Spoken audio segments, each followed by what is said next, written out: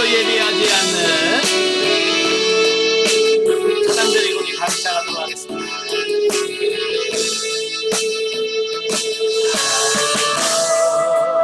예배하지 않는 그곳에서 주를 예배하리라. 아무도 찬양하지 않는 그곳에서 나 주를 찬양하리라. 그들로 헌신하지 않는 그곳에서 주께 헌신하리라. 그들로 증거하지 않는 그곳에서 나 주를 증거하리라. 내가 부른다 주를 예배하게 하소서. 주의 보혈로 덮어지게 하소서. 내가 사는 것 주의 거룩한 것 되게 하소서. 주의 향기로 물들이소서.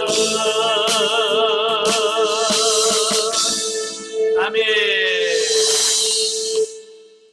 네, 기도하겠습니다. 은혜로우신 아버지, 은혜와 사랑을 진심으로 감사합니다. 오늘도 우리를 사랑하셔서 귀한 시간 허락해 주시고 수리자 과정 할 수 있도록 은혜 주셔서 감사합니다. 오늘 요한복음 4장의 말씀을 나눌 때 성령께서 우리 지각을 열어주시고 그 말씀을 통해서 세임과 새 능력을 얻는 귀한 시간이 되어지게 하옵소서. 시종을 주님께 맡겨오며 예수님의 이름으로 감사하며 기도합나이다. 아멘. 자, 오늘은 요한복음 4장을 보겠습니다. 요한복음 4장은 사마리아 여인과 예수님과의 대화, 또 신하의 아들의 치유에 대한 이적의 말씀을 하고 계십니다. 자, 1절부터 42절까지는 예수와 사마리아 여인과의 대화의 내용이 나옵니다. 자, 우리 요한복음 4장 1절부터 42절까지 우리 같이 한 목소리로 봉독하도록 하겠습니다. 좀 깁니다만은 그래도 말씀을 보겠습니다. 예수께서 제자를 삼고 세례를 베푸시는 것이 요한보다 많다 하는 말을 바리새인들이 들은 줄을 주께서 아신지라. 예수께서 친히 세례를 베푸신 것이 아니요 제자들이 베푼 것이라. 유대를 떠나사 다시 갈릴리로 가실새 사마리아를 통과하여야 하겠는지라. 사마리아에 있는 수가라 하는 동네에 이르시니 야곱이 그 아들 요셉에게 준 땅이 가깝고 거기 또 야곱의 우물이 있더라. 예수께서 길 가시다가 피곤하여 우물 곁에 그대로 앉으시니 때가 6시쯤 되었더라. 사마리아 여자 한 사람이 물을 기르러 왔음에 예수께서 물을 좀 달라 하시니 이는 제자들이 먹을 것을 사러 그 동네에 들어갔음이라. 사마리아 여자가 이르되 당신은 유대인으로서 어찌하여 사마리아 여자인 나에게 물을 달라 하나이까 하니 이는 유대인이 사마리아인과 상종하지 아니하밀러라.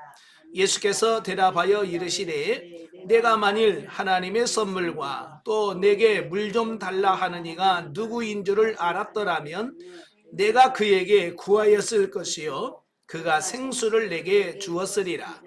여자가 이르되 주여 물 기를 그릇도 없고 이 우물은 깊은데 어디서 당신이 그 생수를 얻겠나이까. 우리 조상 야곱이 이 우물을 우리에게 주셨고 또 여기서 자기와 자기 아들들과 짐승이 다 마셨는데 당신이 야곱보다 더 크니까. 예수께서 대답하여 이르시되 이 물을 마시는 자마다 다시 목마르니와 내가 주는 물을 마시는 자는 영원히 목마르지 아니하리니 내가 주는 물은 그 속에서 영생하도록 솟아나는 샘물이 되리라. 여자가 이르되 주여 그런 물을 내게 주사 목마르지도 않고 또 여기 물 기르러 오지도 않게 하옵소서. 이르시되 가서 내 남편을 불러오라. 여자가 대답하여 이르되 나는 남편이 없나이다. 예수께서 이르시되 내가 남편이 없다 하는 말이 옳도다. 너에게 남편 5이 있었고 지금 있는 자도 내 남편이 아니니 내 말이 참되도다. 여자가 이르되 주여 내가 보니 선지자로소이다. 우리 조상들은 이 산에서 예배하였는데 당신들의 말은 예배할 곳이 예루살렘에 있다 하더이다. 예수께서 이르시되 여자여 내 말을 믿으라. 이 산에서도 말고 예루살렘에서도 말고 너희가 아버지께 예배할 때가 이르리라. 너희는 알지 못하는 것을 예배하고 우리는 아는 것을 예배하노니 이는 구원이 유대인에게서 남이라. 아버지께 참되게 예배하는 자들은 영과 진리로 예배하는 때가 오나니 곧 이때라. 아버지께서는 자기에게 이렇게 예배하는 자들을 찾으시느니라.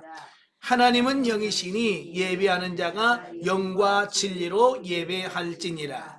여자가 이르되 메시아 곧 그리스도라 하느니가 오실 줄을 내가 아노니 그가 오시면 모든 것을 우리에게 알려주시리이다. 예수께서 이르시되 내게 말하는 내가 그라 하시니라. 이때에 제자들이 돌아와서 예수께서 여자와 말씀하시는 것을 이상히 여겼으나 무엇을 구하시나이까 어찌하여 그와 말씀하시나이까 묻는 자가 없더라. 여자가 물동이를 버려두고 동네로 들어가서 사람들에게 이르되 내가 행한 모든 일을 내게 말한 사람을 와서 보라. 이는 그리스도가 아니냐 하니 그들이 동네에서 나와 예수께로 오더라. 그 사이에 제자들이 청하여 이르되 랍비여 잡수소서. 이르시되 내게는 너희가 알지 못하는 먹을 양식이 있느니라. 제자들이 서로 말하되 누가 잡수실 것을 갖다 드렸는가 하니 예수께서 이르시되 나의 양식은 나를 보내신 이의 뜻을 행하며 그의 일을 온전히 이루는 이것이니라.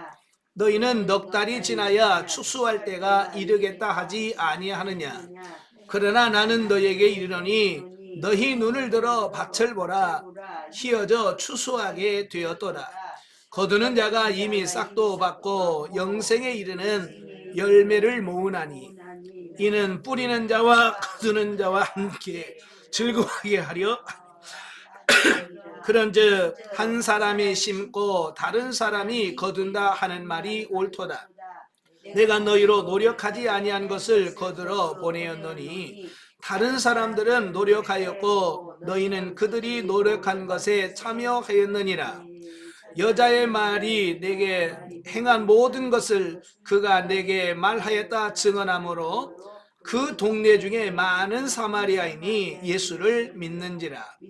사마리아인들이 예수께 와서 자기들과 함께 유하시기를 청하니 거기서 이틀을 유하시매 예수의 말씀으로 말미암아 믿는 자가 더욱 많아 그 여자에게 말하되 이제 우리가 믿는 것은 내 말로 인함이 아니니 이는 우리가 친히 듣고 그가 참으로 세상의 구주신 줄 알미라 하였더라. 아멘. 자, 오늘 이 말씀은 사마리아 여인과 예수님과의 대화의 내용에 대한 말씀을 하고 있어요.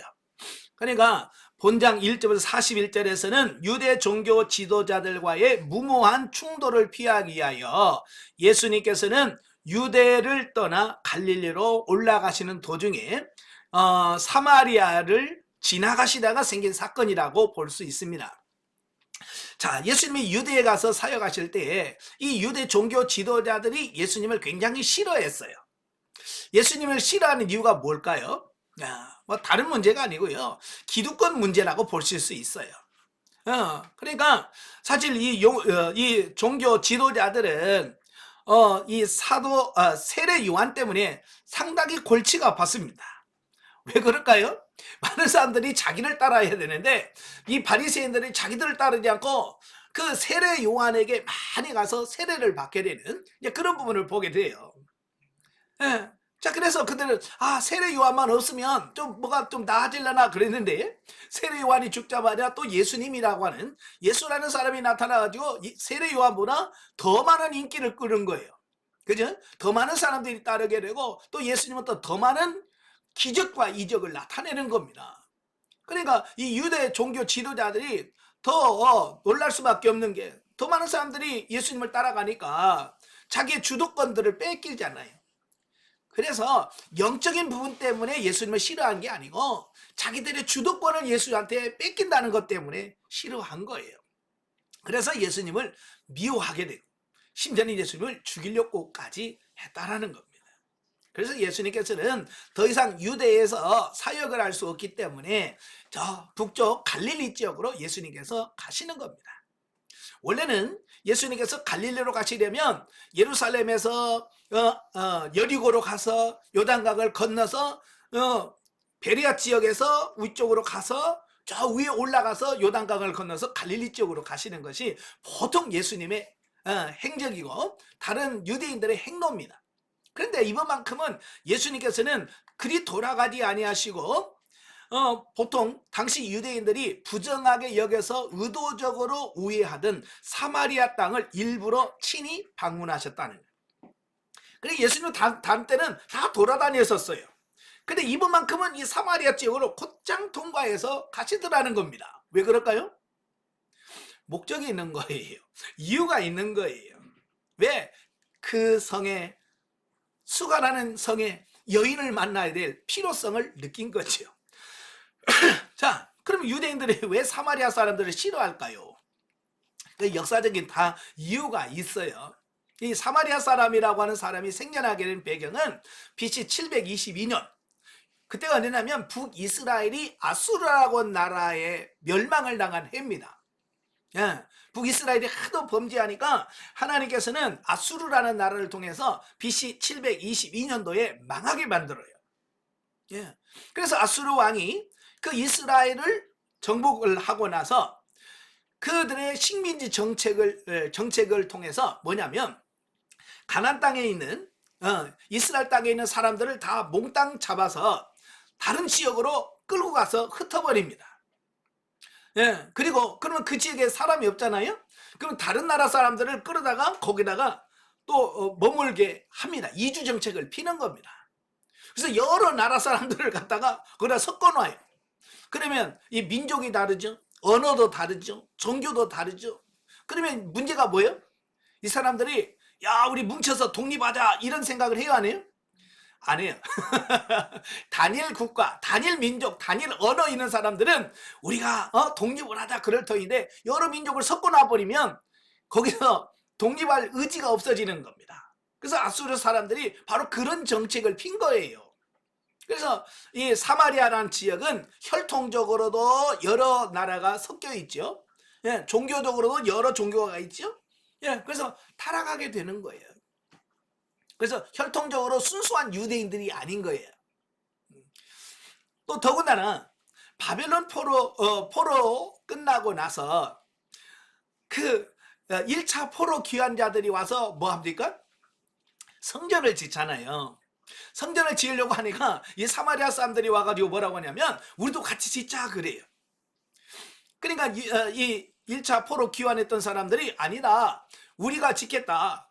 그리고 그들과 손을 안 잡아요. 성전 짓는데 같이 안 해요. 그러니까 사마리아 사람 열받았죠. 그래서 근데 그때부터 이 성전 짓는 것을 굉장히 방해를 합니다. 그죠? 성전 짓는 거 방해했죠. 그래서 16년 동안이나 성전을 못 짓게 만들었어요. 또 그 후에 느헤미야가 와가지고 성벽을 쌓는데 이때도 굉장히 또 반대를 많이 했어요. 그러다 보니까 유대인의 입장에서 사마리아 사람들은 어떤 사람이겠습니까? 왼수죠. 굉장히 미운 존재일 수밖에 없는 거예요. 혈통적으로 순수하지도 않지요. 영적으로 순수하지 않는 것들이 또 하나님의 성전을 짓는 데 방해했단 말이에요. 그러니까 그다음부터는 이 사마리아 사람들 유대인들은 완전히 대적 관계가 된 거예요. 그래서 이 사람들이 사마리아 사람을 완전히 무시하고 미워하는 거예요. 그래서 그 땅도 안 지나가. 그래서 서로 상종을 안 하는 거예요. 상종을. 바로 이제 그런 시점이에요. 그런데 예수님께서는 이번에는 그 지역을 지나가신다 그 말이에요. 왜냐? 그곳에 부정한 과거를 지닌 여인에게 관심을 기울이사 그녀로 하여금 자신의 죄를 자각하게 하고 마침내 영적 기갈의 근본 해결자이신 당신을 소망하게 만드셨다라는 사실입니다. 그러니까 목적을 가지시고 그곳에 가셨다라고 하는 것을 말씀해 주고 있습니다. 그러니까 보통 유대인들이 가지고 있는 사마리아 사람들에게 부정한 인식, 안 좋은 인식과 그 가치관을 예수님께서는 깨뜨리셔야 되고, 그 성에도 구원받을 사람이 있다, 그것을 가르쳐 주시려고 일부러 예수님께서 그것을 가셨다라는 사실입니다. 따라서 우리는 예수님께서 유대인뿐만 아니라 유대인들이 혈통과 인종 또 종교상의 이유 등으로 멸시한 사마리아의 잃어버린 한 영혼에 대해서조차 돌아보신 이 사건을 통하여 그분이 결국에는 이방인들까지 모두 구원의 대상으로 삼고 계신다는 점에서 온 인류의 구주가 되신다는 사실을 예견할 수 있다라는 겁니다. 그러니까 예수님께서 이와 같은 제자들에게 내가 온 것은 너희 이스라엘 사람들만 아니라 이방인들까지 나도 내가 구원하려 왔어 라는 사실을 그들에게 가르쳐 제자들에게 깨닫도록 하려고 하는 겁니다. 이런 의도가 있어요. 근데 그게 쉽게 안 돼요. 그래서 예수님께서 부활하신 이후에 오순절 성령 강림이 임하셔서 예루살렘 교회가 막 부흥함에도 불구하고 이 제자들은 이 가치관이 안 깨졌어요. 그죠? 그래서 이방인들에게 복음을 안 전하는 겁니다. 유대인들에게만 복음 전하고 이방인들에게 안 전하는 거예요. 그래서 10장에 보면 하나님께서 그 제자들의 수장인 베드로를 불러서 그에게 환상을 보여주잖아요. 예? 두루마리가 하늘에서 내려오고 잡아먹으라. 그러니까 베드로가 뭐라고 그래? 나 이런 거 한 번도 먹어본 적이 없습니다. 나 못 먹어요 라고 거부하잖아요.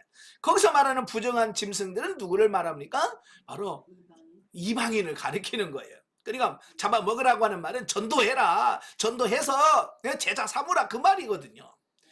그때까지 베드로는 예수님께서 여러 개 사마리아 성의 여인을 통해서 가르쳐줬지만 이게 안 깨져. 그래서 여러분 영성훈련 받으면서 3년 과정을 거치고 수리자 과정 합니다만은 제일 안 깨지는 게 가치관이에요. 내가 가지고 있는 고정관념. 이게 바뀌어야 나의 삶이 바뀌는 거예요. 근데 이 가치관이 안 바뀌니까 안 되는 거예요. 또 하나는 뭐냐면 바로 예수님께서 승천하신 이후에 사마리아를 전도하죠. 빌립이 가서 전도하니까 많은 사람들이 모였어요. 바로 예수님께서 그때 교두보 역할을 닦아놓은 겁니다. 이때 나중에 자신이 죽고 나서 오순절 성령 강림이 임하면 이 사마리아 지역에도 복음이 전파돼야 되는데, 만약에 예수님께서 이런 길을 열어놓지 않으면 제자들이 갈까요, 안 갈까요? 안 가죠. 또 그 제자들이 와서 복음을 전한다고 해도 이 강팍한 사마리아 사람들이 예수님을 믿겠습니까? 안 믿겠죠. 그래서 예수님께서 살아계실 때 한번 와가지고 오셔가지고 말씀을 전하고 기적을 행하여 주심으로써 나중에 빌립에 가서 복음을 전하니까 수많은 사람들이 나올 수 있도록 예수님께 미리 한번 손을 써주는 겁니다. 자, 이런 예수님의 아주 깊은 뜻이 그 속에 담겨져 있는 거예요. 그래서 예수님께서 평소에는 다 요단을 건너서 베레아로 가서 이렇게 올라갔는데 이번만큼은 꼭 바로 올라가면서 이런 역사를 하셨다는 사실이에요. 자, 한편 예수님께서 사마리아 땅의 수가성에서 만난 여인은 앞장에서 언급한 바 있는 니고데모와는 여러모로 대조가 됩니다. 자, 다시 말해서 니고데모는 정통 바리새인입니다. 또 사내들인 공회원이에요. 또 주위 사람들의 존경을 한 몸에 받는 사람입니다.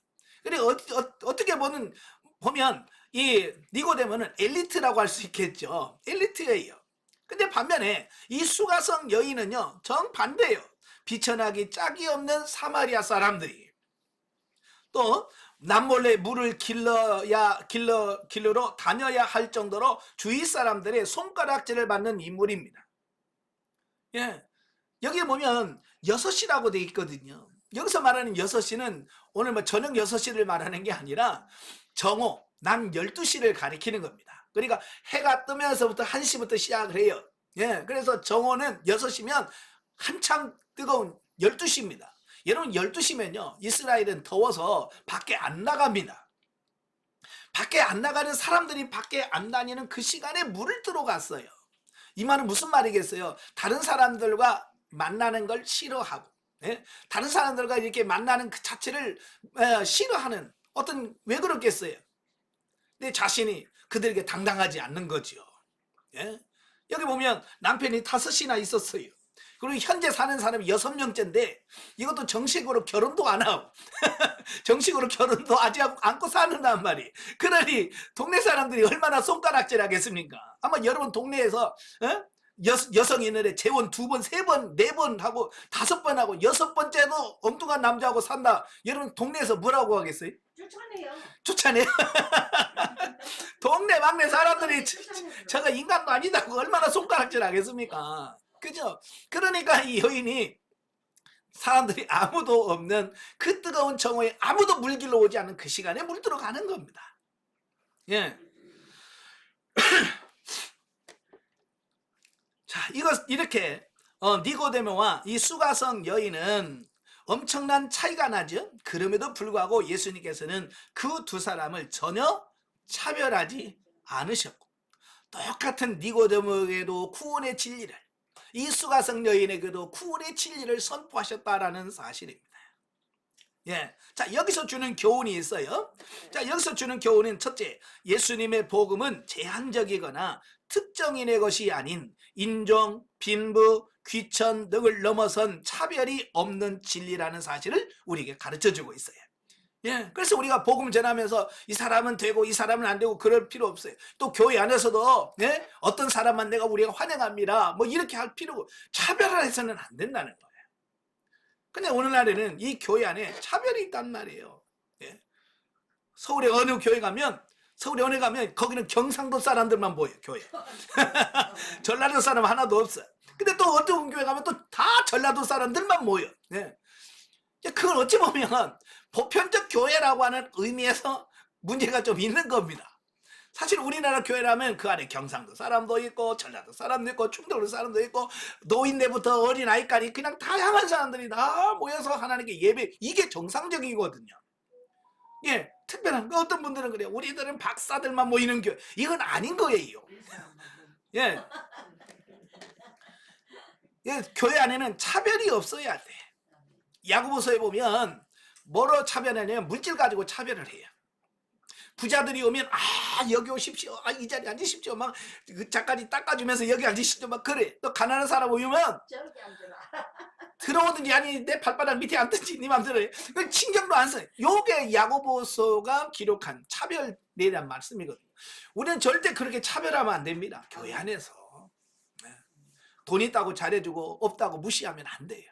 있든지 없든지 다 하나님의 귀한 자녀이기 때문에 서로 차별을 두지 않기를 바랍니다. 그러므로 오늘날 현대사회가 직면하고 있는 심각한 인종 분규와 문화적 갈등, 그리고 경제력 격차를 해소할 수 있는 유일한 비결은 바로 이 복음 가운데 온 인류가 하나로 연결되는 데 있음을 모든 사람들이 주지해야 한다라는 겁니다. 그러나 지금 세상은 그렇잖아요. 인종차별, 또 민족적 차별, 또 물질이 많고 적음에 대한 차별, 뭐 이런 차별들이 너무 많아요. 그래서 우리 복음으로 이런 차별의 벽을 무너뜨려야 될 줄로 믿습니다.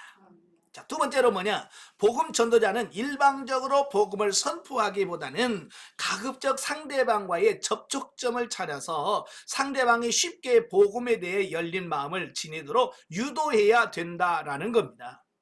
그러니까 이 전도할 때 어떤 협박이나 어떤 공갈 이런 걸 가지고 하면 안 되는 거예요. 아시겠죠?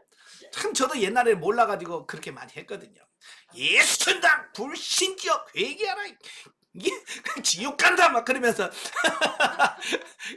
나는 그게 당당하고 그런 줄 알았어요. 몰랐어. 예수님의 전도 방법을 보면 그렇지 않아요. 예수님의 그 사마리아 전도 여인을 전도하는 방법을 보면 뭐요? 지금 우물에 뭐하러 왔어요? 물 들어오잖아요. 우물에 온 사람은 관심이 뭐예요? 물이에요, 물. 그러니까 그 여인에게 야, 물 좀 달라. 자연스럽게 물로 시작을 하잖아요. 그죠? 물로 시작해서 얘는 물로 끝납니까? 아니에요. 물로 시작을 해요. 시작은 물로 시작을 하지만 그 물이 생수로 가. 그다음에 생수로 가더니 뭘로 가요? 나중에는 결론은 예배로 끝나. 그러니까 물로 시작했다가 생수로 갔다가 신령한 예배, 하나님 기뻐하시는 예배로 끝나더라고요. 그러니까 이런 거예요. 우리가 전도할 때 어떤 사람은 스포츠 좋아하면 스포츠로 시작을 해요. 예. 어떤 사람은 돈 좋아하면 돈 얘기하고, 어떤 사람은 옷을 좋아하면 옷으로 얘기를 시작을 해. 근데 옷으로 시작해서 옷으로 끝나면 의미가 없잖아요. 그죠? 근데 우리는 가끔 얘기하다 보면 옷으로 시작해서 옷으로 끝나. 예? 돈으로 시작해서 돈으로 끝나고. 예? 그러니까 문제가 되는 거야. 처음에는 옷으로 시작해서도 중간에 이게 이제 신앙으로 예수님으로 바뀌어져서 결국은 예수로 끝나야 되는데. 그죠? 그러니까 처음에 상대방에게 이렇게 이야기할 수 있는 접촉점, 이걸 찾아야 돼. 지금 그걸 제일 잘하는 사람들이 누구냐면 신천지예요. 신천지는요, 그 접촉점을 찾기 위해서 그 사람에 대한 정보를 다 얻는 거예요. 뭘 좋아하는지, 뭘 싫어하는지, 예? 이런 정보를 다 알아. 그러니까 거기에 딱 맞는 사람을 골라서 접촉을 시키는 거야. 그러니까 신천지가 그냥 그렇게 되는 거예요. 우리가 봤을 때는 어떻게 속아라고 하지만 그 접촉점을 너무너무 잘 알고 가기 때문에 넘어갈 수밖에 없는 겁니다. 어찌 보면 좋은 건 다 이단에게 뺏겨. 네, 안 뺏겨야 되는데, 그죠? 우리 전도 방법들을 한번 잘 생각해 볼 필요성이 있다라고 하는 사실입니다. 자, 그래서 결국은 그 수가성 여인 물 달라고 하니까 얼마나 성질냅니까? 내가 본 게 당신 유대인인데 왜 나 같은 사람한테 물 달라고 쇼? 하면서 확 쏘아붙이잖아. 그 사람이 뭐가 먹히겠어요? 그런데도 예수님께서 물 가지고 시작을 해. 그래가지고 그 여인의 마음을 탁 여니까, 아, 내가 보니까 당신은 선지자입니다. 예? 그리스도가 오면, 내가 그리스도인데? 그러니까 물동이를 버려두고 동네에 들어가지고, 여러분, 내가 메시아를 만났어요. 그러면서 예수님을 전하게 되는 거예요. 예.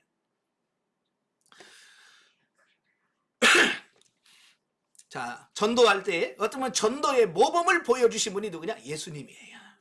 자, 세 번째로 예수님께서 수가성 여인에게 일러주신 참된 예배에 관한 가르침은 마음속 깊이 새기지 않을 수 없다. 그것은 곧 오고 오는 모든 세대에게 주신 불변의 진리의 말씀이며, 하나님께 대한 올바른 예배는 장소에 구애받지 않고 신령과 진정으로 하나님을 향해 자신의 전인격을 바치는으로써 행하는 것이다 라고 하는 것을 보게 됩니다. 오늘날 저는 목사로서 예배 인도자로서 늘 고민하고 하는 게 뭐냐면, 정말 우리가 드리는 예배가 하나님이 받으시는 예배가 될까?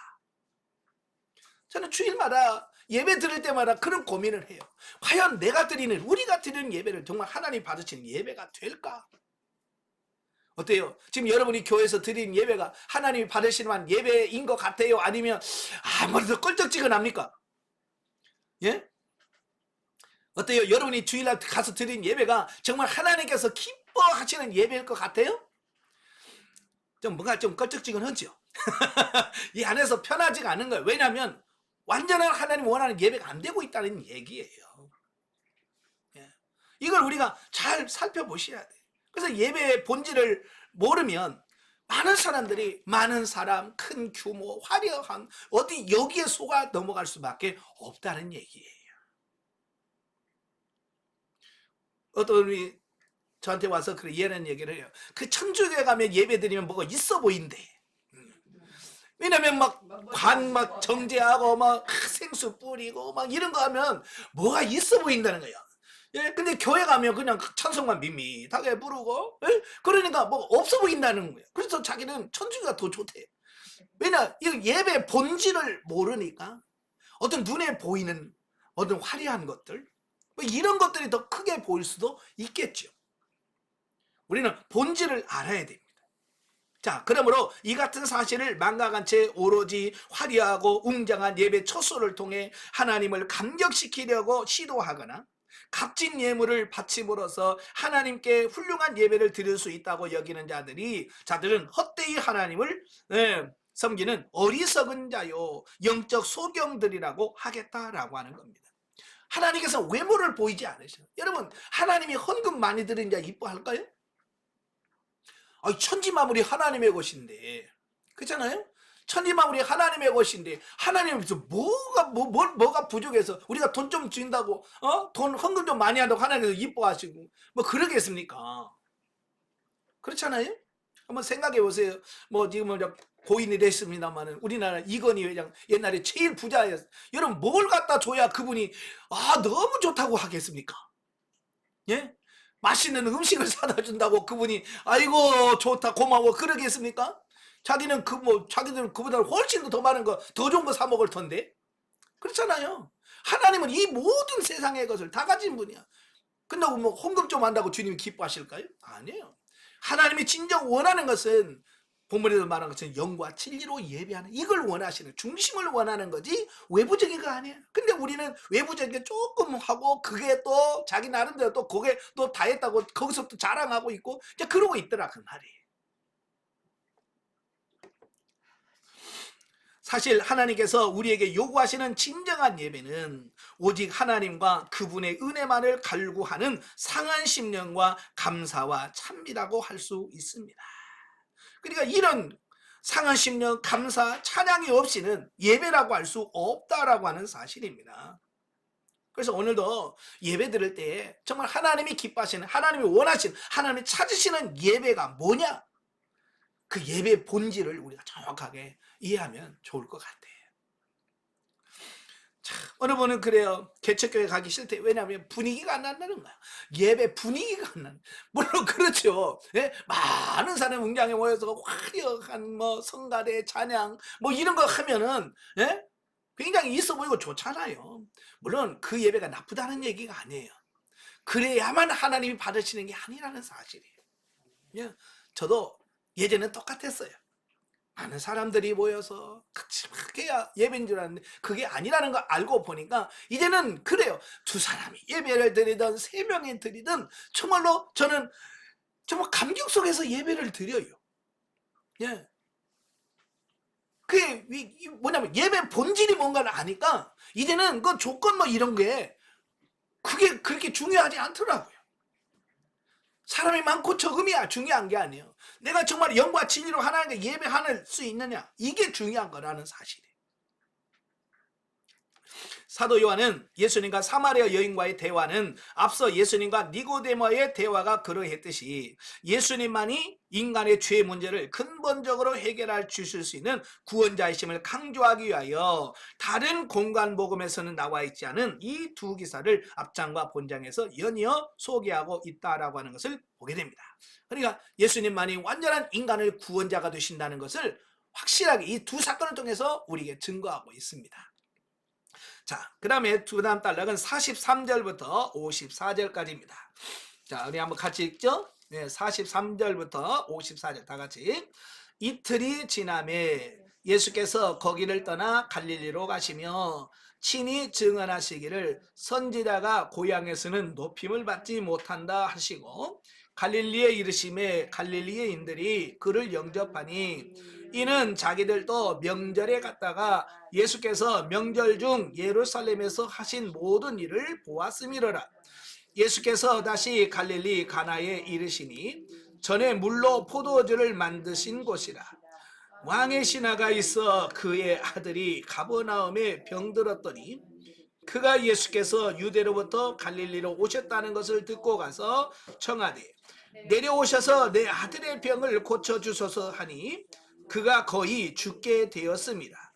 예수께서 이르시되 너희는 표적과 기사를 보지 못하면 도무지 믿지 아니하리라.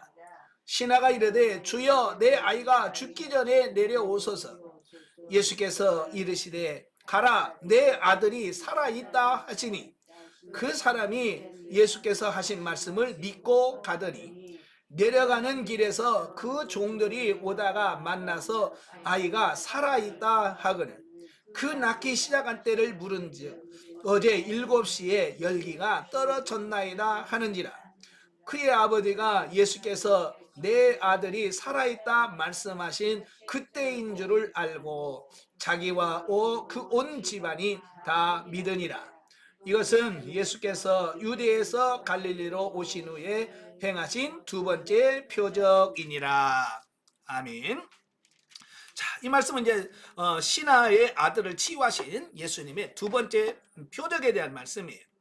자, 보면은 먼저 예수님께서 사마리아를 통과하신 이후에 자기 고향인 나사렛으로 가지 아니하시고 갈릴리 지역으로 가신 이유를 간단하게 소개를 하고 있습니다. 예수님께서 고향을 왜 안 갔었을까요? 여러분, 사람은요, 나이가 들수록 어디를 찾아요?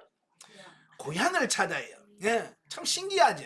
예, 예, 나이가 들면 다 고향으로 가. 저도 이제 초등학교 친구들 이렇게 만나면 나이 들면 고향에서, 예? 별장 같은 거 짓고 거기서 사겠다는 거. 참 사람들은 왜 자꾸 고향을 좋아하는지. 어쨌든 고향을 좋아합니다. 예, 그래서 고향을 자꾸 찾는 거죠. 근데 예수님은 고향으로 안 가셔. 안 가신 이유가 뭘까요? 고향 사람들이 예수님을 반가이 맞지를 않는 거예요.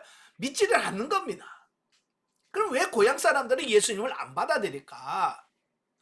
이 고향 사람들은요, 예수님을 뭘로 하냐면 육신으로 아는 거예요. 그러니까 자기가 알고 있는 것이 전부라고 생각하는 거야. 그래서 예수 알아? 알지. 그 요셉 아들 아니야. 마리아의 그 큰아들 아니야. 내 그 동생도 알아. 그 누이 동생도 다 알아 내가. 이제 이런 거예요. 요게 예수님을 믿지 못하게 하는 요소가 되더라라는 거예요. 육신으로 아는 게 아닌데. 그죠? 육신으로 아는 게 다가 아닌데도 그들은 육신에 아는 것이 전부라고 생각하고 그 육신에 아는 것 때문에 예수님을 받아들이지 않았다라고 하는 사실입니다. 그래서 우리도 육신으로 아는 게 아닌 거예요. 아시겠죠? 예. 그래서 육신으로 아는 게 아니라 영으로 아는 게 진짜 아는 거라는 걸 꼭 기억하시면 좋겠습니다. 그래서 이는 다음 장에서 언급되는 유대인들의 예수님 배척을 미리 선보여주는 예고편이라고 하겠다. 그러니까 고향 사람들도 안 믿은 것은 결국 유대 사람들 다 예수님을 배척하게 될 것을 미리 말씀해 주고 있는 거죠. 자, 다음으로는 본서에 기록된 7대 표적 가운데 갈릴리에서 행하신 두 번째 표적을 기록을 하고 있습니다. 즉 예수님께서 당시 갈릴리 지방을 다스리던 그 헤롯 왕의 신하 한 사람이 병들어 죽게 된 자기 아들을 살려달라고 예수님 앞에 간청을 하게 됩니다. 뭐 사람들은 뭐 예수 믿든 안 믿든 자기 자식 사랑하는 마음은 똑같아요. 그죠? 예, 그래서 자기 자식이 죽게 생겼으니까 예수님한테 찾아가서 자존심 다 내려놓고 내 아들 좀 고쳐달라고 그냥 간구하고 있잖아요. 자, 그런데 본서에만 언급되어 있는 왕의 신하의 아들의 치유 사건은 공간복음에서 기록된 백부장의 종을 고쳐주신 이적과 매우 유사합니다. 그죠? 그래서 이게 같은 것 아닌가라고 하는 어떤 이런 오해를 갖게 돼요. 다시 말해서 환자가 사는 곳이 가버나움이었고 또 예수님께서 직접 환자를 보지 아니하시고 말씀으로 치유하신 것, 또 예수님의 말씀에 대한 무조건적인 믿음의 축복의 계기가 작용됐다는 점에서 두 사건은 거의 일치합니다. 예. 여기서 특별히 중요한 게 뭐냐면 예수님이 그곳에 가지 아니하시고 멀리서 살아날 거다라고 말씀만 하신단 말이에요. 예, 말씀만 하시니까 다 낫더라는 거예요. 자, 이걸 말씀해 주고 있어요. 자, 그런데 백부장의 종과 왕의 신하의 아들은 환자의 신분이 분명히 틀리고 특히 공간복음서에 기록된 이적이 이방인들에 대한 구원을 강조하고 있는데 비해서 본문에 기록된 표적은 전혀 그렇지 않다는 점에서 두 사건을 동일한 사건으로 보기는 어렵다. 그러니까 비슷한 것 같지만 이건 전혀 다른 사건이라고 하는 거 우리가 기억하면 좋겠고요. 자, 한편 본격적인 갈릴리 사역의 시작과 더불어서 행해진 바로 이 두 번째 표적을 통해서 우리가 다시금 분명히 알 수 있는 교훈을 본다면 첫째, 예수님이시야말로 모든 육체적 질병과 영적인 질병으로부터 인류를 구원해내어 영원한 생명을 누리도록 하시는 권능을 가지고 계신 전능자이신 구주시라는 점을 여기서 말씀해주고 있습니다. 그러니까 오직 예수만이 전능자이시고 우리를 완벽하게 영육간에 구원해 주실 분은 예수님이다. 이걸 말씀해 주고 있는 겁니다. 자, 그러므로 아무리 심각한 위기나 죄악 가운데 처한 자라 할지라도 주님께 도움의 손길을 간구하고 주의 말씀을 믿기만 하면 구원을 얻을 수 있음을 잊어서는 안 된다. 아멘. 어떤 상황에서도 믿고 주님 앞에 기도하시길 바래요. 사실 문제는 주님께서 우리를 구원하실 만한 능력을 갖고 계시지 않거나 우리의 간구를 외면하시는 데 있는 것이 아니라 우리가 주님의 능력을 확신치 못하거나 도움의 손길을 주님께 간구하지 않는 데 있다라고 하는 겁니다. 이게 문제라는 거예요. 예수님의 능력이 없어서가 아니라 우리가 구하지 않기 때문에, 기도하지 않기 때문에 우리가 능력을 경험하지 못한다는 말이에요. 야고보서 4장에 보면 뭐라고 그랬어요? 너희가 얻지 못하면 구하지 아니하며 그랬어요. 기도하면 하나님께서 분명히 응답하십니다. 아멘. 그래서 이걸 보면 당신 기도해요 안 해요? 라고 말할 때 나 기도 안 해요 라고 말하면 우리는 단순히 기도만 안 한다고 생각하는데, 사실은 기도를 안 하게 되는 것은 뭐냐? 믿음이 없기 때문에 그런 거예요. 이 기도하면 주님께서 내 기도를 들어주실 거야 라는 믿음이 없기 때문에 결국 기도를 안 하게 되어지는 거예요. 그러니까 그 사람이 기도한다는 말은 믿음이 있다는 얘기고, 기도하지 않는다는 말은 결국 믿음이 없다는 얘기인 거예요. 아시겠죠? 그러니까 여러분 기도해요 안 해요? 안 한다는 것은 믿음이 없다는 거라니까요. 내가 기도하고 있다는 얘기는 내가 믿음이 있다는 얘기예요. 그러니까 그 사람이 믿음이 있는지 없는지, 구원을 받는지 안 받는지 그건 기도를 하고 안 하고를 보면 알 수 있는 겁니다. 여러분은 기도의 사람, 믿음의 사람이 되길 바라요. 아시겠죠?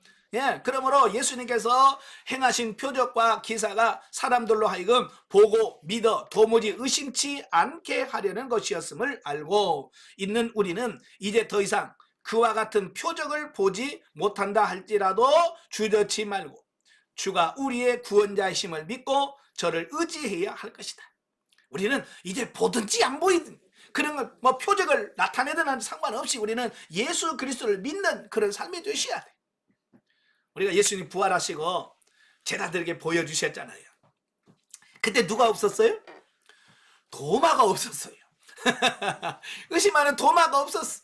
도마가 나중에 와서 보니까 제자들이 야 우리 예수님 만났다 막 그러잖아요. 그래 도마가 뭐라 그래? 나는 못 믿겠어. 나는 그 손에 못자국에 손을 넣어봐야 되고 옆구리에 내 손을 넣어봐야 알지 나는 그전에는 못 믿어. 그냥 그런단 말이야.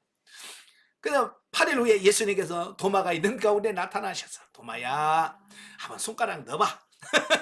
그리고 뭐라 우리 믿음 없는 자가 되지 말고 믿는 자가 되라. 너는 왜 꼭 본고로 믿느냐? 보지 않고 믿는 자가 더 복되도다. 아멘. 우리는 안 보고도 믿을 수 있는 그런 믿음이 있길 주님으로 축원합니다. 자, 영적에 보죠. 인생의 모든 문제를 해결할 수 있는 열쇠는 말씀 안에 있다. 진리의 말씀을 깨닫고 삶 속에서 그 말씀이 사라질 때 예수님과 같이 하나님의 뜻을 이루며 그것이 곧 우리의 양식이 된다는 사실을 말씀해 주고 있습니다. 성경은 우리 말씀을 영의 양식이라고 표현합니다. 그래서 이 영의 양식을 우리가 취해야 되는데 보통 보면 우리가 성경 말씀을 많이 읽는 것을 영의 양식을 취한다라고 생각합니다. 네, 물론 방법이 될 수 있겠습니다만은 저는 그래요. 성경을 읽는 것은 요리하는 음식을 만드는 레시피를 아는 거다라고 생각을 해요. 여러분 음식 만드는 방법을 안다고 해서 내가 배부른 거 아니잖아요. 그죠? 그 방법을 알았으면 가서 뭐 해야 돼? 그렇게 만들어 먹어야죠. 그죠? 이건 실천이에요. 삶이에요. 근데 많은 사람은 성경만 읽어. 그리고 배는 쫄쫄 굶어. 왜? 말씀만 읽고 그 말씀을 사는 게 안 나와. 그러니까 학원 가서 음식 만드는 법만 배우고 집에 가서 하나도 안 만들어 먹는 것과 똑같은 거예요. 그러니까 영양실조 걸리는 거예요. 네. 우리는 성경을 읽으면 그 말씀대로 사랑하라고 했구나. 사랑하자. 그래서 실천하고 살아요. 그게 진짜 내 것이 되는 거예요. 그러니까 학원에서 예를 들어서 라면 끓이는 법, 맛있게 끓이는 법을 배웠으면 집에 와서 라면을 그렇게 끓여 그 방법대로 그대로 끓여보고 야, 이 맛이구나. 그래야 뭐예요? 내가 피가 되고 살이 되는 거예요. 성경 말씀을 보면서 이렇게 살아가라고? 알았어. 그럼 그대로 살아가는 거예요. 요게 진짜 하나님 말씀이 내 양식이 되는 거예요. 아시겠죠? 자, 오늘 결론적으로 이제 성경 계시발전사적으로 자 오늘은 뭘 보느냐면 예배를 계시발전사적으로 보면 어떻게 이게 발전되어져 가는가라고 하는 부분을 보겠습니다. 예. 참 우리 예배 그러면 정말 우리 한국 교회처럼 많이 드리는 교회 없을 거야. 전 세계. 예? 일주일에 몇 번 드려요? 공식적으로만 10번 드려. 공식적으로만 10번 드리고 그 외에 또 뭐 돌예배, 백일 축하 예배, 뭔 예배, 뭐 장례식 예배 얼마나 예배가 많은지 몰라. 근데 아까 말한 것처럼 그렇게 많은 드리는 예배가 정말 하나님이 받으실 만한 예배인가? 요게 중요하다 그 말이에요. 자, 예배라고 하는 말은 히브리어로 샤하. 그 말은 뭐뭐뭐에게 굴복하다 그런 뜻이에요. 예. 그 다음에 아바드라고 하는 말인데요. 이건 일하다, 봉사하다, 섬기다 그런 뜻이에요. 이 아바드라고 하는 말은 이 예배에 제일 많이 쓰는 말이거든요. 근데 이 말이 일하다, 봉사하다, 섬기다 그런 뜻이에요. 헬라어로 프로스케네오라고 하는데 이 말은 절하다, 굽어 엎드리다, 또 나트레이아, 예,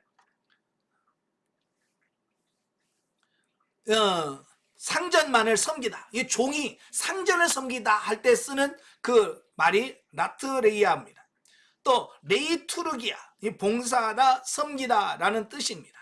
그러니까 여기서 어원적으로 보면 예배는 뭐냐? 하나님을 섬기고 하나님께 봉사하고 하나님의 일하는 것을 뭐라고 한다고요? 예배다. 자, 그런 뜻이에요. 국어사전에 보니까 신을 숭상하고 숭배하면서 그 대상을 경배하는 행위 및 그 양식이다 이렇게 되어 있습니다. 그러니까 모든 종교마다 예배 의식이 있어요. 불교는 불교 의식이 있고 천주교는 천주교들이 있고 기독교는 기독교들의 예배 의식이 있고요. 심지어 무당들도 자기들만의 의식이 있습니다. 예배가 있어요. 자, 성서 대백과 사전에는 뭐라고 정의했냐면 예배란 경의로서 경의를 받는 자나 그 대상의 진가를 인정하고 표현하기 위한 마음가짐 또는 그 행위라고 말씀을 하고 있습니다. 그러니까 내가 존경하고 내가 공경하는 그분에 대하여 내가 그분을 인정하고 그 인정하는 것을 표현하는 것. 그게 찬양과 기도와 헌금과 모든 것을 통해서 신에게 내가 당신을 이만큼 사랑합니다. 이만큼 존경합니다라고 하는 어떤 그런 표현하는 것을 예배다라고 말한다는 겁니다. 자, 성경에 보면 이 예배가 나오는데요. 최초의 예배가 어디서 나오냐면 창세기 4장부터 나와요. 예, 창세기 4장에 보면 그 아담과 하와가 부부로서 결혼 생활을 합니다. 결혼 생활을 하다가 동침함에 하와가 임신하여 낳으니까 가인이에요. 예. 그리고 나서 또 낳으니까 아벨입니다. 예. 그런데 그 가인과 아벨이 뭐 했다고 그랬어요? 예, 3절에 보면 세월이 지난 후에 가인은 땅의 소산으로 제물을 삼아 여호와께 드렸고 아벨은 자기의 양 첫 새끼와 그 기름으로 드렸더니 여호와께서 아벨과 그의 제물은 받으셨으나 가인과 그의 제물은 받지 아니하신지라. 가인이 몹시 분하여 안색하여 변하니. 자, 여기서 최초의 예배라고 할 수 있는 것은 아벨과 가인의 예배예요. 자, 여기서도 문제가 되는 게 뭐예요? 하나님이 받냐 안 받느냐, 요게 문제란 말이에요. 똑같이 예배를 드렸지만 가인의 제사는 하나님께서 안 받으셨어요. 근데 아벨의 제사는 받으셨다는 겁니다. 이건 뭘 말하냐? 오늘도 우리가 예배를 드리는데 누구 예배는 받으시고 누구 예배는 안 받으신다는 얘기예요. 그죠? 그래서 대부분의 많은 사람들은 왜 가인의 제사는 안 받았느냐? 예? 하나님은 육식을 좋아하는데 채식을 줬다는 거예요. 예. 하나님은 양을 잡아드려야 되는데 곡물로 드렸다. 그래서 하나님께서는 가인의 제사는 안 받았다. 이렇게 얘기합니다. 맞아요? 틀려요? 하나님 육식 좋아하는 게 아닙니다. 여기서 왜 가인이 드리는 제물을 받지 않으셨을까라고 하는 부분은 히브리서 11장에 보면 아벨은 가인보다 더 믿음으로 더 나은 제사를 드렸다라는 말을 해요. 그러니까 하나님께서 가인의 제사를 안 받은 것은 곡물을 드렸기 때문이 아니고 뭐가 없었다? 믿음 없는 그렇죠. 믿음 없는 제사를 드린 거예요. 그냥 형식적으로 아이고 또 드려야 돼? 그래서 그냥 믿음 없이 그냥 제물을 드리니까 안 받았다는 거예요. 만약에 가인이 양으로 드렸다 쳐더라도 하나님 안 받았을 거예요. 왜? 믿음이 없으니까. 반대로 아벨이 곡물을 드렸다? 하나님 받았을까요? 안 받았을까요? 받았죠. 왜? 아벨은 믿음으로 드렸으니까. 믿음으로 예, 믿음으로 드렸으니까 하나님 받으셨을 거란 말이에요. 오늘 여러분도 마찬가지예요. 믿음으로 드리지 않으면 하나님께서 듣지 않으신다라고 하는 사실이에요. 그러니까 최초로 제사를 드릴 때는 사실은 일정한 뭐 규칙도 없었고요. 정해놓은 예배 순서도 없고요. 그냥 드리고 싶은 때 언제든지 하나님께 드리는 어떤 그런 자유로운 예배였습니다. 그러다가 창세기 4장 26절 창세기 4장 26절에 보면 자 같이 읽겠습니다. 셋도 아들을 낳고 그의 이름을 에노스라 하였으며 그때의 사람들이 비로소 여호와의 이름을 불렀더라. 아멘. 이래 아담과 하와가 셋이라는 아들을 낳았어요. 그리고 이 셋이 그의 아들 에노스를 낳았습니다. 이 상당한 시간이 많이 흘렀겠죠. 그러면서 그들이 공식적으로 이제는 여호와의 이름을 불렀더라. 여호와 이름 불렀다라고 하는 말은 공식적인 예배를 이때부터 드렸더라라고 하는 말씀을 하고 있습니다. 그러니까 개인적으로 드렸던 예배가 이제는 공식적인 많은 사람들이 모여서 같이 하나님께 예배하는 그런 예배가 비로소 시작됐다라고 말씀을 하고 있습니다. 그러니까 최초에는요, 자 이렇게 어떤 공식적인 뭐 어떤 룰이라든지 오늘 같은 어떤 예식 순서라든지 이런 게 없었습니다. 단지 하나님의 은혜에 감사하고 하나님의 고마워서 그 자발적으로 하나님께 찬양하고 예배하는 이런 부분이 생기는 거예요. 그러면 예전이라는 게 언제부터 생겼냐? 거기 이제 출애굽 이후부터 생기는 거예요. 자, 출애굽기 19장을 보십시다. 출애굽기 19장을 보면 바로 이제 이스라엘 백성들을 출애굽시킵니다. 출애굽시켜서 어디로 인도하냐면 시내산까지 그를 이끌어가요. 시내산에서 하나님께서 모세에게 뭐라고 말씀하냐면 이스라엘과 언약을 맺자. 그래서 시내산 언약을 맺게 됩니다. 네? 그래서 하나님은 그들의 하나님이 되고 이스라엘 백성들은 하나님의 백성이 되는 왕과 백성이 되는 이런 언약을 맺습니다. 그리고 그 언약을 맺고 난 이후에 너희가 내 백성이 되었으면 이제부터 이런 예배를 드려라. 그래서 공식적으로 이제 번제, 소제, 화목제, 속건제, 속제제라고 하는 이 5대 제사에 대한 법을 백성들에게 가르쳐 줍니다. 그래서 그 전까지만 해도 자발적으로 자원해서 장소 상관없이 자기가 드리고 싶으면 어디든지 단을 쌓고 제사 드리는 그런 의식이었어요. 그런데 이 출애굽하고 나서부터는 이제는 그게 아니라 하나님이 정해놓은 장소, 제단, 성전, 성막이라고 하는 특별한 장소에 또 특별한 시간에 특별한 제물에 그래서 하나님께 예배하는 특별한 예전이 이제부터 시작됐다라고 본다라는 겁니다. 자, 그래서 시내산 언약을 주신과 더불어 예전이 시작됐다라는 사실입니다. 예. 자, 그 이후에 출애굽 이후부터 이제 이스라엘 백성들은 계속해서 하나 처음에는 성막이죠. 그 다음에 솔로몬 시대에 성전을 짓고 이제 성전에서 하나님께 5대 제사를 드리면서 예배를 드리기 시작을 했어요. 근데요, 시간이 흘러가면서 점점 주님을 공경하고 사랑하는 마음이 식어진단 말이에요. 그래서 그 예배가 하나님 받으실 예배가 아니라 형식적인 예배, 그죠? 그래서 소 한 마리 잡아드리고 난 다 끝났어 라고 하는 어떤 그런 예배가 되어지는 거예요. 그래서 미가서 자 찾아보겠습니다.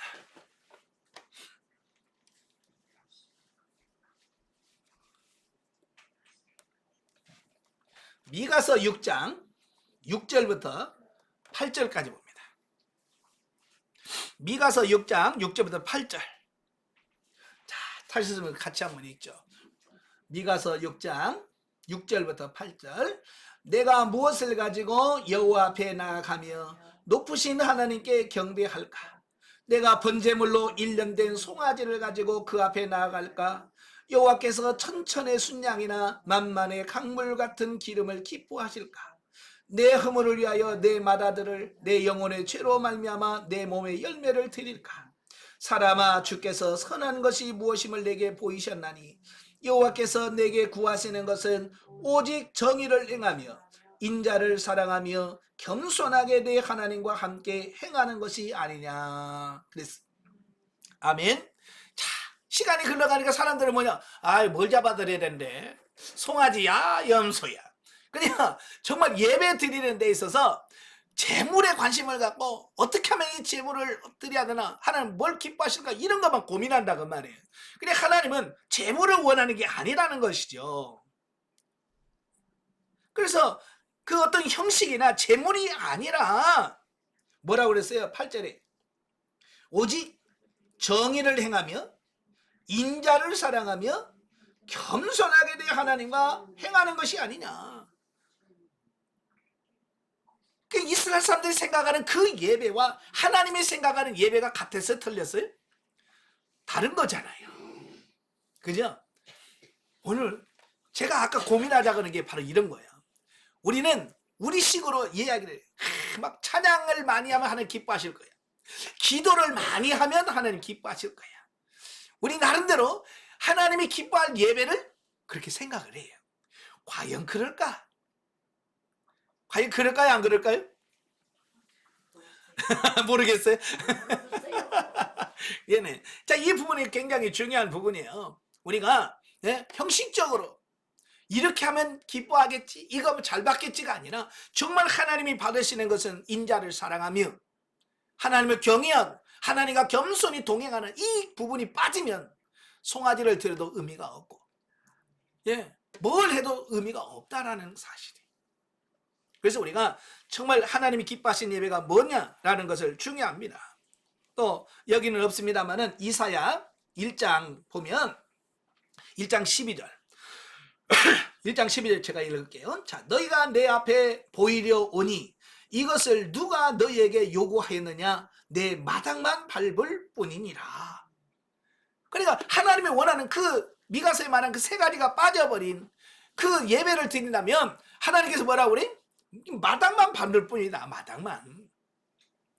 원래도 이 교회 안에 이 마당만 밟는 신자들이 얼마나 많을까요? 그죠? 그 애들도 보면 그래. 애들이, 부모님들이 너 교회 가서 예배 드리고 와. 가기 싫은데 가라고 그래. 그러면 뭐냐면 너 예배 드리고 주보 하나 가져와. 이제 그러거든요. 주보 하나 갖고 가야 예배 참석했다는 그 증거가 되는 거야. 그러니까 이놈들이 어떻게 합니까? 자, 오락실에서 실컷 놀다가 친구한테 야, 올 때 너 주보 한 장 갖고 와. 그래서 주보 한 장 갖고 딸랑감 집에서 주보 딱 집에서 갔다 왔어. 이런단 말이에요. 그렇지 않으면 그냥 교회 가지고 주보 한 장 주세요 하고 주보 갖고 그냥 바로 다른 데 간다든지. 자, 이런 거예요. 마치 그게 뭐예요? 마당만 밟는 거예요. 의미가 없다는 얘기야. 그래서 구약에서 창세기부터 시작된 예배가 이사야 시대까지 가다 보면 구약은 주로 예전 중심의 예배예요. 어떤 형식 이런 걸 갖추고 제물을 갖추고 하는 그런 예전을 중심으로 한 예배가 구약 시대를 이끌어가고 있습니다. 그러다가 예수님께서 이제 오늘 본문에서 확실하게 이 본문을 완전히 바꿔놓으시는 작업을 행하시는 겁니다. 자, 오늘날 원하시는 예배는 어떤 예배냐? 보세요. 요한복음 4장 20절부터 24절. 요한복음 4장 20절부터 24절까지 다 같이 읽겠습니다. 우리 조상들은 이 세상에서 예배하였는데 당신들의 말은 예배할 곳이 예루살렘에 있다 하더이다. 예수께서 이르시되 여자여 내 말을 믿으라. 이 산에서도 말고 예루살렘에서도 말고 너희가 아버지께 예배할 때가 이르리라. 너희가 알지 못하는 것을 예배하고 우리는 아는 것을 예배하나니 이는 구원이 유대인에게서 남이니 아버지께 참되게 예배하는 자들은 영과 진리로 예배하는 때가 오나니 곧 이때라. 아버지께서는 자기에게 이렇게 예배하는 자들을 찾으시느니라. 하나님은 영이시니 예배하는 자가 영과 진리로 예배할지니라. 자, 메시아 되신 예수님을, 그리스도를 만났어요, 이 여인이. 그 제일 궁금했던 게 뭐냐면 어디서 예배를 드려야 되냐 이거예요. 네. 그러니까 이 유대인들은 예루살렘에서 예배 드려야 된다고 그러고, 사마리아 사람들은 그리심산에서 예배 드려야 된다라고 말합니다. 이게 어디서, 장소를 이야기하는 거예요. 근데 예수님 뭐라고 했어요? 장소? 관계없어. 사마리아도 말고 그리심산도 말고 예루살렘도 말고 하나님이 예배하는 자를 찾는데, 하나님이 예배하는 자가 누구냐? 영과 진리로 예배하는 자를 찾으신다. 예배 본질이 뭐냐? 형식이 아니라는, 장소가 아니라는 거예요. 재물이 아니라는 거예요. 영과 진리로 예배하느냐 안 하느냐, 이게 중요하다는 것을 신약시대에 가면서, 그러니까 구약에서는 재물이 중요해요. 형식이 중요합니다. 예전이 중요해요. 그러나 신약시대에 넘어오면 그 예전이나 형식이나 재물은 의미가 없어요. 뭐가요? 영과 진리로. 자, 한번 그림을 보면서 정리를 한번 해봅시다. 자, 오늘 구속사 계시발전사를 보면 오늘은 예배. 구약시대는 뭘 중심이냐면 예전 중심입니다.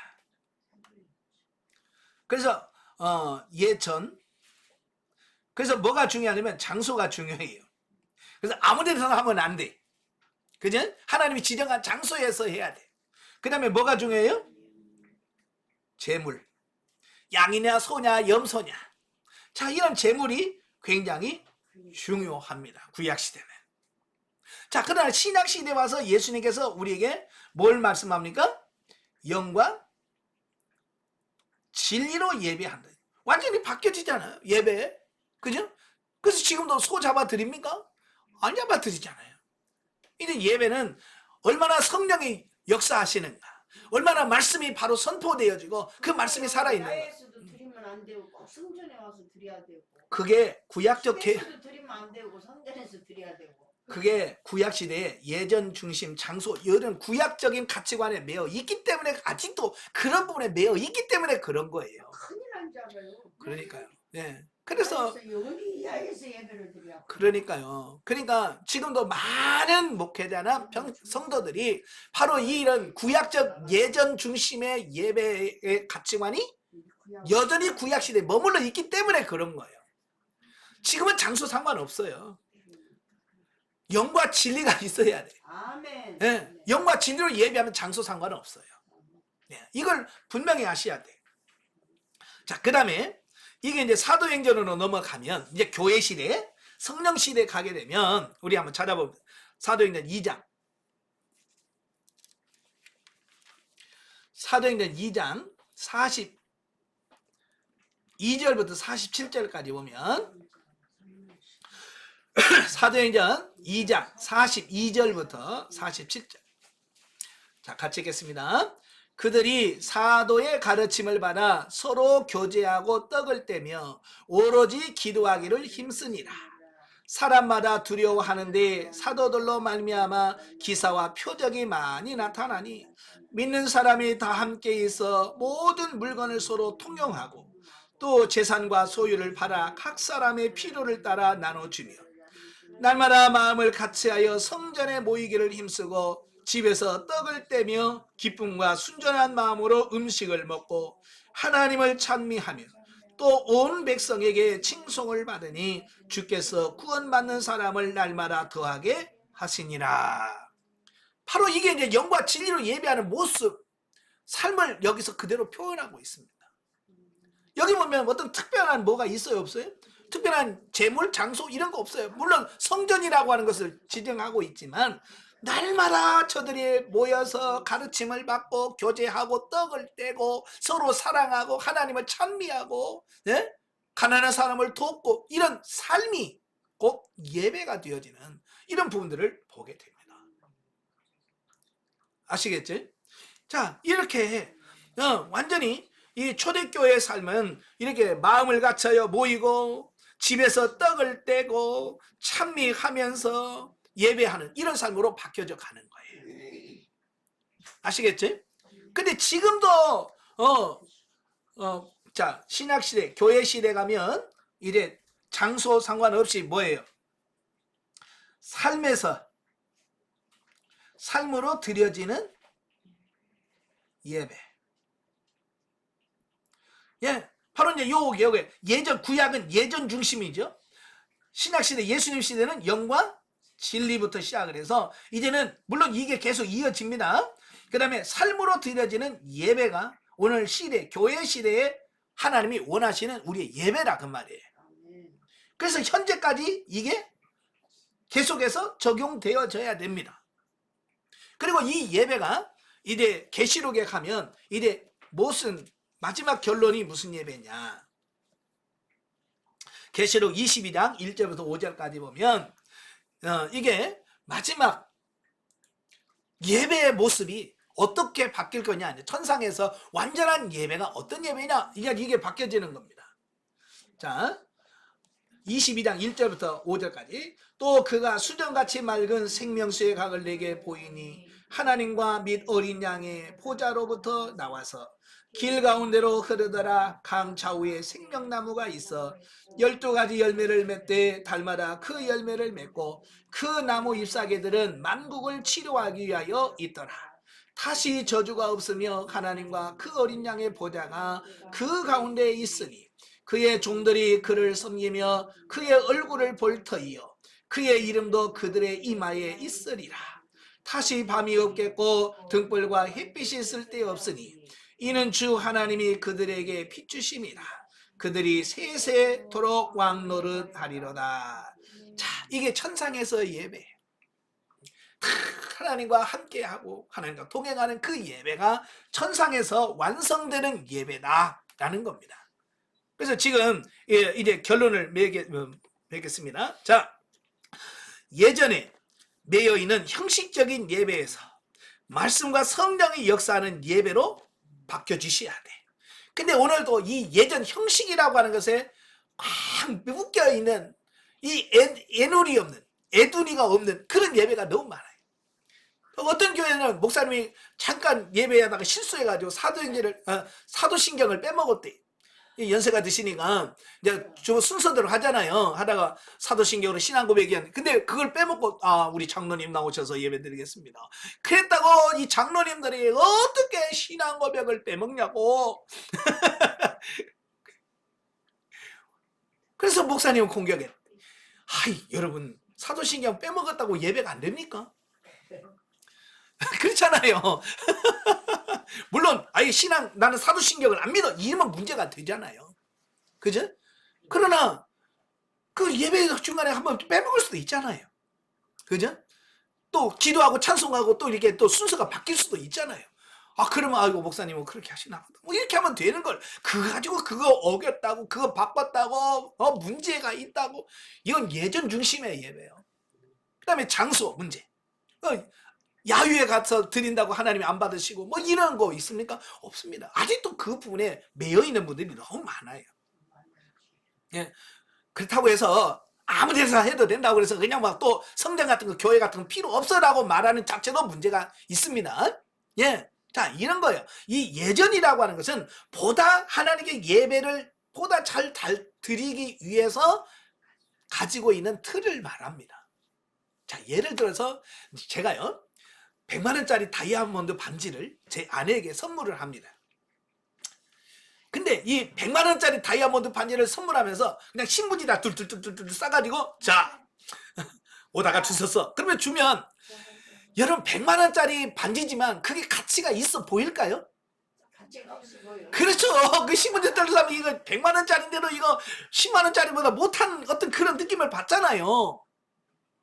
근데 100만 원짜리에다가 그 금빛 상자에다가 막 리본 반짝이 탁 대고 반짝이 붙이고 탁 해가지고 딱 넣어서 하면 있어 보이잖아요. 그렇잖아요. 그러니까 같은 것이지만 어떻게 하느냐에 따라서 가치가 더 플러스 되고 마이너스 된다 그 말이에요. 그러니까 예전이라는 것은 하나님께 우리가 예배를 드릴 때 어떻게 하면 그러니까 선물할 때 포장지를 어떤 거 쓰며 어떻게 포장하느냐에 따라서 더 가치가 있게 보여지는 것처럼 그 예배 순서, 장소 이것은 그 예배를 더 빛나게 하고 더 잘되게 하는 거지 그게 전부는 아니라는 사실이에요.